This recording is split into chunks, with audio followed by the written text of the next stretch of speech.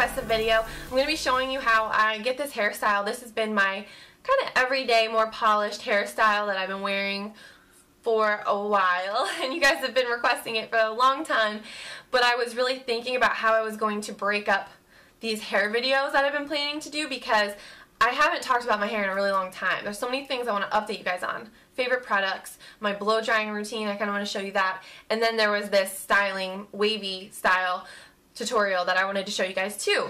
So I think I'm just going to break it into a couple different videos and you can kind of, you know, pick and choose what you want to see. So this is how I wear my hair when I want to look more polished, and I don't do this every day. I do it when, you know, I'm going out at night, going out with friends, or filming a video. And typically the rest of the week, honestly, I just let it air dry and put it up on a top knot, which I have a video about. I'll link to that down below. So the first thing that I do is I basically blow dry my hair straight with a paddle brush, and you can do this on second day hair. You can basically, however you typically just get your hair dry and somewhat smooth and somewhat straight, go ahead and do that.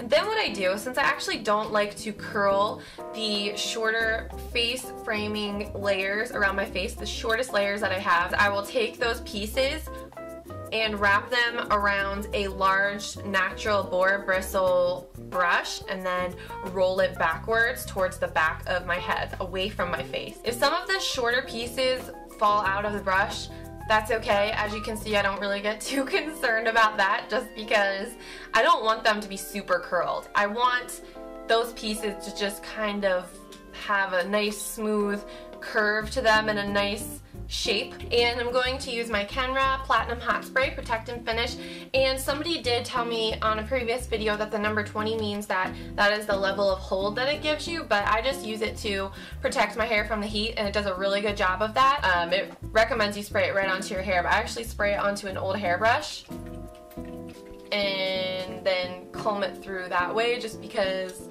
I don't know, just the way that I like to apply it. But don't use your regular hairbrush.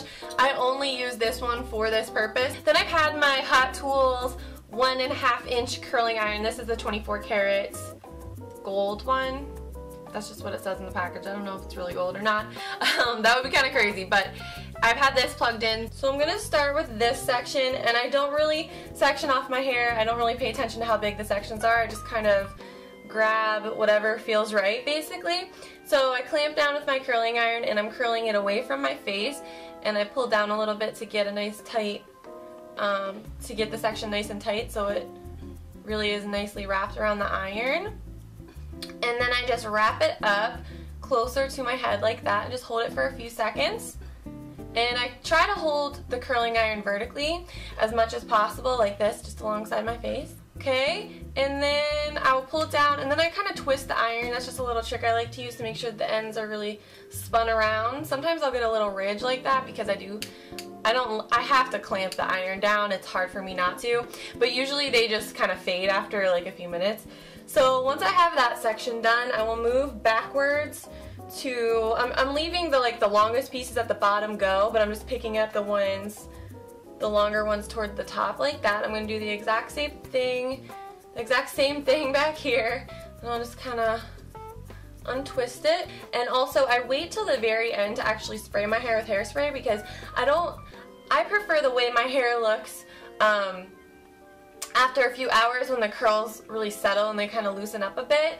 So that helps that process speed up a little bit by just letting them kind of relax a little bit before you actually spray them with hairspray.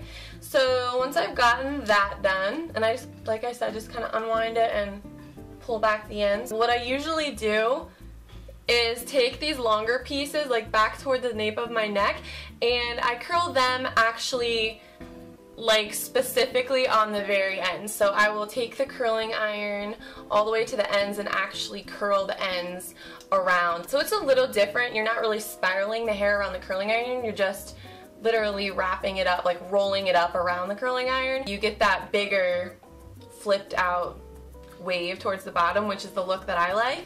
So I'm just going to continue curling any of the longer pieces like that. This is my Big Sexy Hair Spray and Play Volumizing Hairspray. This is my favorite hairspray of all time. But what I do is actually spray upwards and then go like this with my hands. to encourage like more volume. And then for the shorter pieces around my face, I really want them to hold that shape. So I'm going to kind of push them back like that and then spray and then push them back again. I can start higher up over here because I don't have as many shorter pieces. So I will just kind of start right here in the front and wrap it away from my face with my curling iron again, pull it tight, and just keep pulling it like that. And then I'm going to let it go. Once we've gotten these more wavy pieces in the middle done, again, I go to these bottom longer layers, roll them under. See, there's like nothing sticking out. And then just like wrap it all the way back up. Just want to roll it all the way up like that. That's what that looks like. And then go to the back section.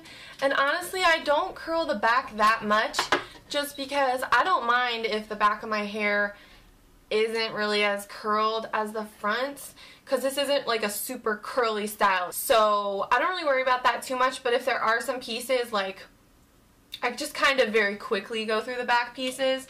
So as you can see, like I'll pick out some of these ones in the very back that obviously haven't been touched by the curling iron, you can kind of tell. And then just really quickly I just kind of